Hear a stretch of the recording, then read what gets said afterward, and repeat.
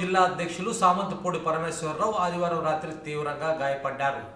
అమ్మవారి శాల వీధిలోకి తన మిత్రులతో కలిసి వెళ్లిన సమయంలో అమ్మవారి శాల వద్ద ఈ ఘటన చోటు చేసుకున్నట్లు సమాచారం. తీవ్రంగా గాయపడిన పరమేశ్వరరావును స్థానికులు వెంటనే పొదిలి ప్రభుత్వ వైద్యశాలకు తరలించారు.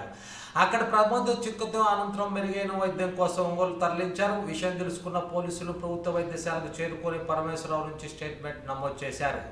అయితే ఈ ఘటనపై భిన్న కథనాలు వినిపిస్తున్నాయి. కళ్యాణ మండపం వద్ద కార్యక్రమం పూర్తయిన అనంతరం ఎదురుగా ఉన్న ఇనప రాడ్లను తొలగించే క్రమంలో ప్రమాదవశాత్తు జారిపడి గాయపడినట్లు కొంతమంది స్థానికులు చెబుతున్నారు. మరోవైపు తనపై దాడి జరిగిందని పరమేశ్వరరావు పోలీసులకు ఫిర్యాదు చేసినట్టు తెలిసింది.